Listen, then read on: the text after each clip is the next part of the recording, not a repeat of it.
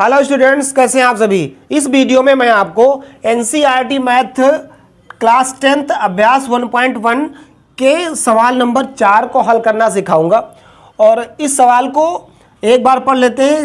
जैसा कि लिखा है, यूक्लिड विभाजन प्रमेय का प्रयोग करके दर्शाइए कि किसी धनात्मक पूर्णांक का वर्ग किसी पूर्णांक m के लिए 3m+1 के रूप का हो सकता है। और अगर आपके पास बुक है तो बुक में आप इसमें संकेत में कुछ पढ़ लीजिएगा, क्योंकि संकेत में कुछ उसमें बताया गया है। क्योंकि लिखने को ज़्यादा था तो मैंने लिखा नहीं है, लेकिन आप बुक में उसको पढ़ जरूर लीजिएगा। चलिए सवाल को हल करना आपको समझाते हैं। तो सवाल को आपको हल करने से पहले आपको यूक्लिड विभाजन प्रमेयिका क्या होती है ये पता होना चाहिए। और अगर आपको नहीं पता है तो आपको इससे पहले के वीडियो जरूर देखनी चाहिए।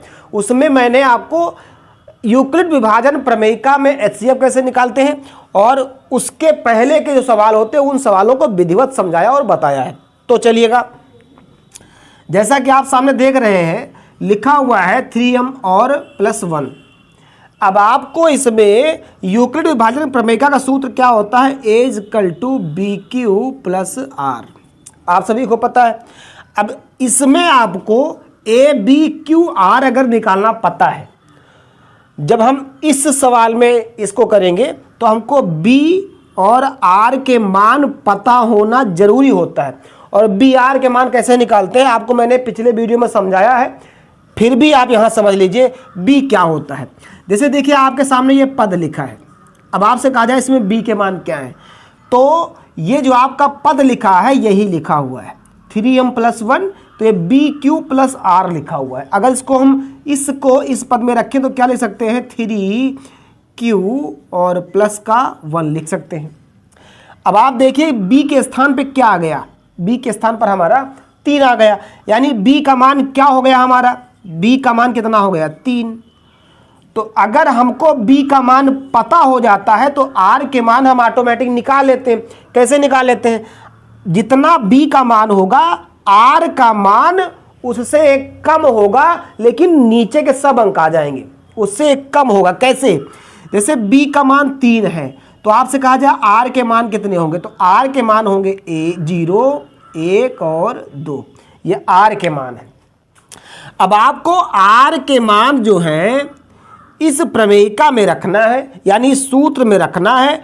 और R के मान रखें, क्योंकि सवाल हमसे कह रहा है कि किसी पूर्णांक का वर्ग करना, तो हमको आगे के अंकों को वर्ग करना रहेगा। तो ये मैंने आपको कॉन्सेप्ट समझाने की कोशिश की। अगर कॉन्सेप्ट समझ में आपके आ जाएगा तो आपको सवाल लगाने में आसानी हो जाएगी। चलिए सवाल पर थोड़ा सा हम लोग कुछ अभ्यास करते हैं, क्योंकि कॉन्सेप्ट जब तक आप नहीं समझेंगे तो आपको सवाल लगाने में दिक्कतें आती रहेंगी। ये सूत्र लिख दिया मैंने, A=BQ+R। चलिए तो सवाल को शुरू करने से सबसे पहले लिखेंगे A क्या है, तो इसको आपको लिखना होता है। माना A कोई धनात्मक पूर्णांक है, ऐसे आपको लिख देना है। माना A कोई धनात्मक पूर्णांक है। अब आपने ये लिख दिया। अब A तो मिल गया, B क्या है, तो B अभी आपको मैंने समझाया B का मान कितना होगा, 3 होगा। तो B हो क्या लिख सकते हैं, तो B बराबर, अब B बराबर क्या लिख सकते हैं, B बराबर हम लिख सकते हैं 3। अच्छा, B बराबर 3 निकाल लिया तो R का मान क्या होगा, तो हम लिखेंगे तो R के मान, तो R के संभावित भी ले सकते हो। R के संभावित मान क्या होंगे, 0 होगा, 1 होगा, 2 होगा। ये R के संभावित मान 0, 1, 0, 1, 2 होंगे। ये लिख दिया। अब आपको R के मान जो है इस सूत्र में रखते हुए और आगे समझते हुए चलना है। R के मान रखते हैं। चलिए सबसे पहला स्टेप क्या होता है, पहला स्टेप क्या होता है, R का मान क्या रखना हमको, 0। तो क्या रखेंगे, हम रखेंगे A=BQ+R। ये तो आपका सूत्र हो गया। अब आपको A तो लिख ही लेना है, बराबर। अब आप A यहाँ छोड़ भी सकते हो, कोई दिक्कत नहीं है, लेकिन लिख लेने से भी कोई दिक्कत नहीं होगी, और छोड़ भी सकते हैं। तो B तो b का मान क्या है, देखिए b का मान देखिए क्या लिखा आपने 3 लिखा है, तो क्या लिखेंगे 3, q तो है, q हम लिख सकते हैं, और प्लस r का मान क्या है पहले 0 रख दिया 0। तो अब ये क्या हो जाएगा a इजकल टू 3q, यानी प्लस में अगर 0 जोड़ेंगे तो कोई मतलब नहीं है। तो यानी यहाँ तक आपका काम पूरा हो गया। अब यहाँ तक पूरा होने के बाद सवाल देखिए, कहता कि पूर्णांकों का वर्ग करने पर, यानी जो आया है, अगर इससे पहले का सवाल आप देखेंगे तो आपका सवाल यही पूरा है, लेकिन जब वर्ग करने की बात करता है तो हमको दोनों पदों क्या करना पड़ेगा, वर्ग करना पड़ेगा। वर्ग क्या होता है कि इसके ऊपर भी हमको वर्ग लगाना पड़ेगा, इसके ऊपर भी वर्ग लगाना पड़ेगा। अब जब वर्ग लगाएंगे तो क्या हो जाएगा, a का वर्ग तो a ही होगा, a वर्ग होगा। 3q को अगर हम 2 बार लिखेंगे तो क्या लिखेंगे 3q गुणे 3q, इस तरह लिख सकते हैं।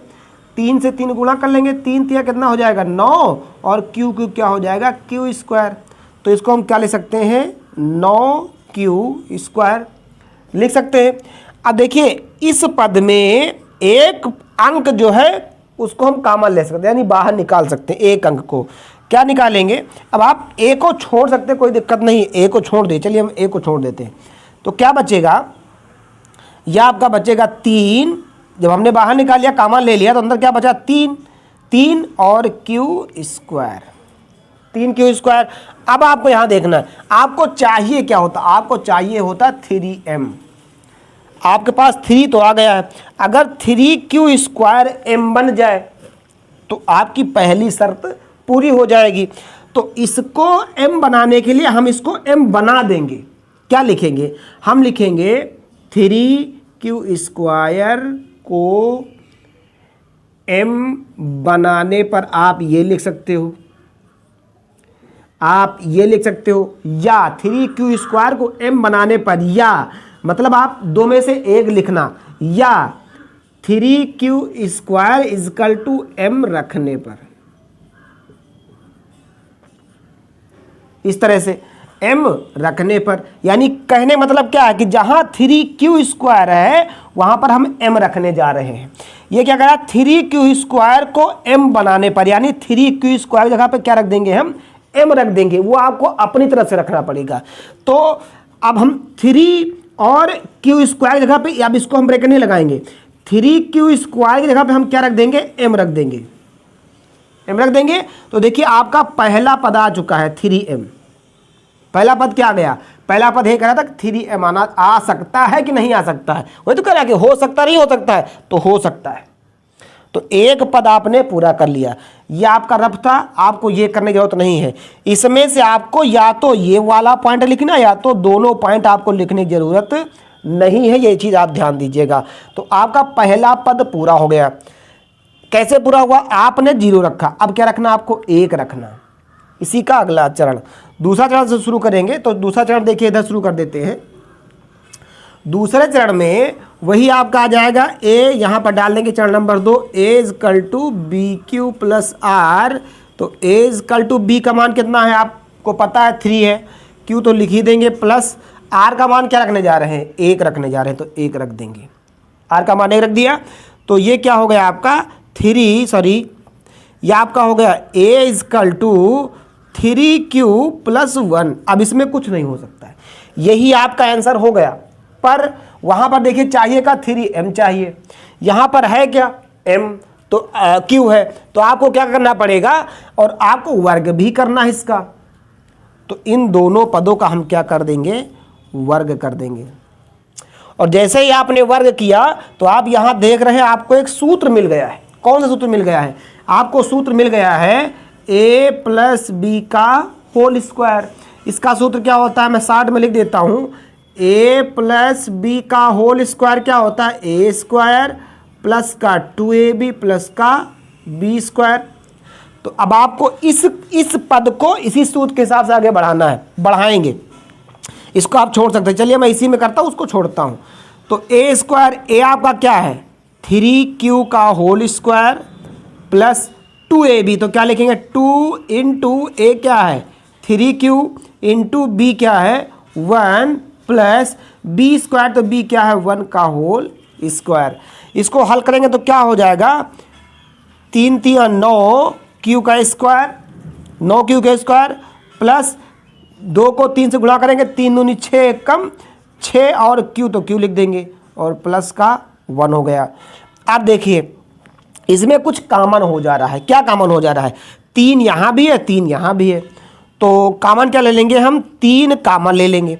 तो बचेगा क्या? बचेगा आपके पास यहाँ पर 3 क्यू स्क्वायर प्लस और उसके बाद 3 6 था, 3 कॉमन लिया तो कितना बचा? 3 दूनी 6 क्यू और बस 2 पद हो गए और 1 को साइड में हम लिख लेंगे क्योंकि 1 में कुछ कॉमन नहीं होगा, तो 1 को साइड में लिख लिया। अब आप ध्यान से देखिए, यहाँ पर आपको चाहिए क्या होता है? 3m plus 1। 3 तो आ गया है, 1 भी आ गया है, देखिए 3 आ गया है, 1 भी आ गया है, ये आ गया, इतना फंस रहा मामला। तो इस पूरे को हम m तो बना सकते हैं ना, वैसे हम लिख देंगे कि इतने को m बनाने पर। तो आगे आपको लिखना पड़ेगा, क्या लिखना पड़ेगा? बराबर लगा करके 3q स्क्वायर प्लस 2q बराबर m रखने पर, यानी अब इसकी जगह पे हम क्या रख देंगे? m रख देंगे, या कहीं से आता नहीं, या आपको खुद करना होता है। तो हम इसको लिख सकते हैं 3 और ये हट जाएगा तो क्या हो जाएगा? आपका m आ जाएगा, यानी इसकी जगह पे क्या रख दिया आपने? m रख दिया, तो 3m और प्लस का क्या हो गया? 1। एक स्टेप आपका ये पूरा हो गया। देखिए आपको 3m और 3m प्लस 1 2 पद चाहिए होते थे, तो 2 पद आप ले आए हैं। अच्छा, अभी आपका एक अंक बच रहा है 2। आपका सवाल यहीं पर कंप्लीट हो जाता है, अब आपको आगे लगाने की ज़रूरत नहीं है। लेकिन अगर आप चाहें तो आप इसी स्टेप पर आप यहाँ पर r का मान 2 रखेंगे और इसी स्टेप को आगे हल करते जाएंगे, वहाँ भी कुछ कॉमन हो जाएगा और कॉमन होने के बाद सवाल आपका यही आ जाएगा। जब आप हल करेंगे तो उसमें भी जब 2 रखेंगे तब भी यही आ जाएगा। तो कुल मिलाकर के हम कह सकते हैं क्या कि हाँ, यहाँ पर लिख सकते हैं हाँ, किसी क्या पूछ रहा था? किसी पूर्णांक m के लिए, किसी पूर्णांक m के लिए क्या लिखेंगे? 3m या 3m प्लस 1 के रूप का हो सकता है। m के रूप का हो सकता है। तो एक बार सवाल को आप रिवीजन कर लीजिए, देख लीजिए अच्छे से, स्क्रीनशॉट ले लीजिए और अच्छे से समझेंगे तो आपको समझ में आ जाएगा। Thank you.